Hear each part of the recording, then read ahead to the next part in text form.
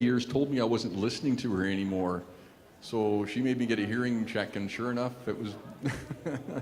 So anyway, if you're looking for the shuttle, there's 25 seat capacity bus, and it'll be leaving and returning again. So just those folk that are going on those early flights. So encourage you to find a seat, if you could, in this side of the hall. We're going to be starting our program here. Find a seat in this side of the hall, please.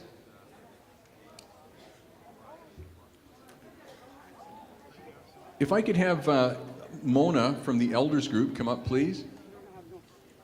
And just as she's coming up, you'll find that we're gonna pause in the schedule as we're going forward for 5 minutes. And if you don't have your feedback form from your package, hold up your hand and someone will bring you one. In order for us to make these, there's some hands.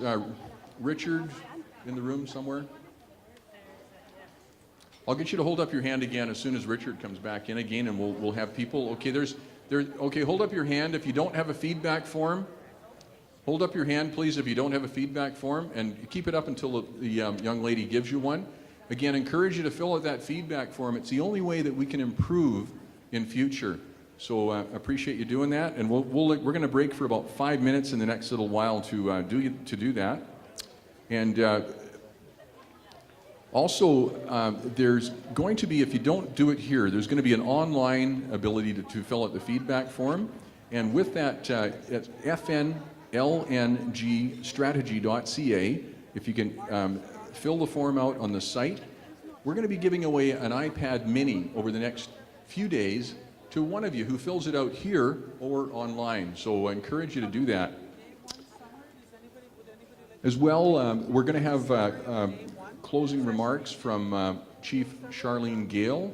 And really important to put on your calendar, the Fort Nelson First Nation LNG Summit.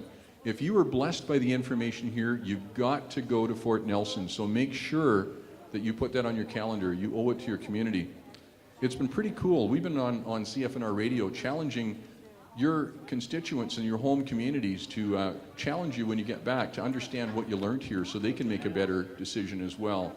We've actually had feedback from that. I had one of our listeners in the Niska territory call a chief from there asking about his trap line and concerns. I connected him with Anna from Treaty 8 who's done that sort of work, and between the two of them, they got a form that is going to help them. So I would like to also invite up Chief Harley Davids to join us, who will also be doing our closing remarks. So again, the elders have been meeting in the room just down the hall for the last 2 days of our meetings here, and they've graciously come and joined us in this room. So again, if there's anybody in the other side still, if you can please come over to this side of the room, please. We'd ask you to join us over here, please, over here. And the elders, they've been meeting for a couple of days now, and they themselves have come out with a message for for the people here. So again, thank you to Mona, and I'd ask you to deliver the message. Thank you.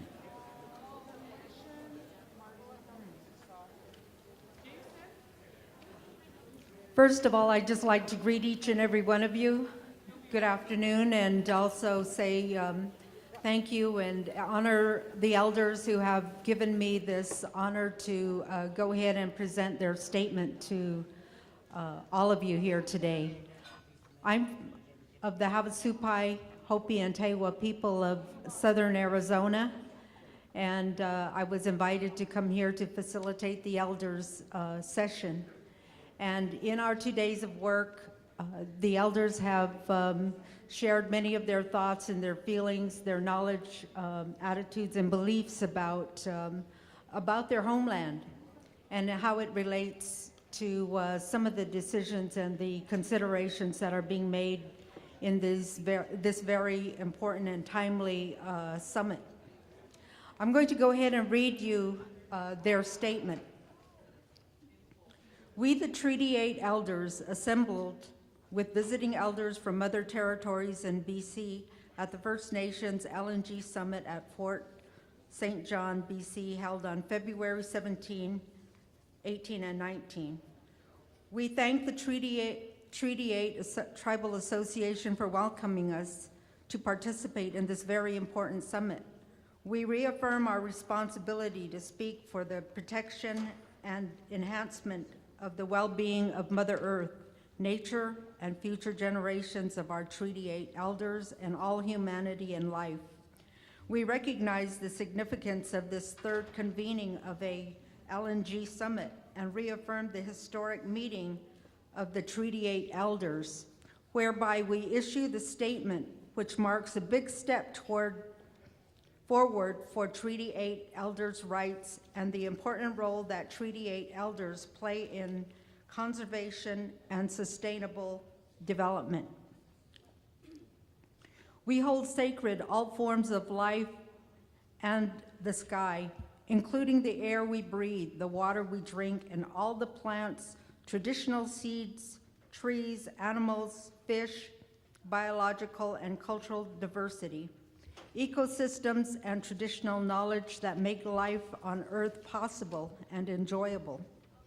We are the people who are the most far removed from the existing policies and governmental decision-making in regard to access and rights, and are also the most impacted and require mechanisms for active and meaningful participation in all LNG decisions. We recommend that there be a review of the existing record of how the industry upholds their existing agreements with other landholders throughout the world before we enter into any agreements to their proposals, and that there be full acknowledgement with special provisions that uphold our treaty rights, that they be included in any governmental or industry agreements. We bring these matters forward as our responsibility for these following reasons. We are connected. We are concerned about our own food production, the plants that we gather, the animals that we hunt, our fields and harvests, the water that we drink, the fish that we catch from our rivers and streams is diminishing at an alarming rate. Food sovereignty is one fundamental expression of our collective right to self-determination and sustainability. The right to food must be observed and respected. It nourishes our identities, our cultures, and our languages, and our ability to survive as First Nations. In our lifeways, development projects such as extractive industries, such as LNG, mining, and other environmentally destructive projects are destroying our biodiversity, poisoning our water, our rivers, streams, and the earth, and its ability to maintain life. This is further aggravated by climate change and hydroelectric dams and other energy production that affect entire ecosystems and their ability to provide for life. We expect reclamation of the land and the water where abandoned industrial developments currently exist. We want them to be put back to a natural state that is in harmony with the landscape. We call for immediate action to take immediate and effective measures to implement specific attention paid to the full recognition of our land rights, including title and the Indigenous right to free, prior, and informed consent when decisions are being made which affect First Nations peoples and territories. We expect that there is taken full and effective measures to ensure actions and policies with respect to considering the position that the proposed LNG pose a grave threat to the cultural survival of First Nations peoples and the environment. And serious consideration is made to projects that will irreparably alienate the land and its waters from the First Nations, and including their homes, sacred sites, medicinal gathering areas, and clean water. We are in concert with the need to give voice to the Treaty 8 First Nations perspective of guardianship of all of our natural resources, including water. We understand this as our sacred duty to protect our relationship to all the elements that comprise life. However, governments, corporations, and the dominant society do not consider the Indigenous teachings. We feel it is imperative that consideration be given to the points that have been raised regarding the protection, conservation, safety, and access to clean water as a priority in any discussion of water issues.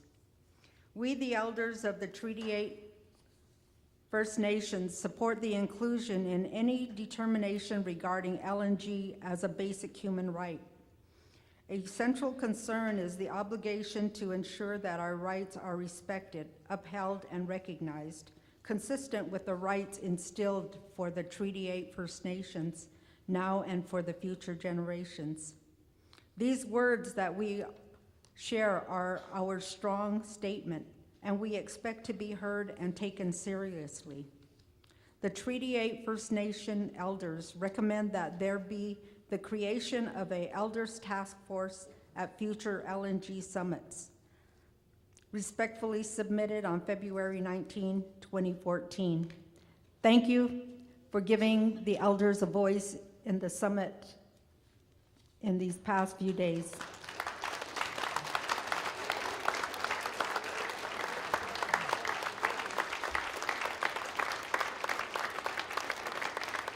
These are the elders right here that were participating in this,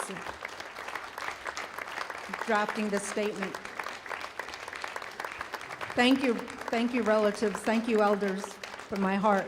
Blessings to you.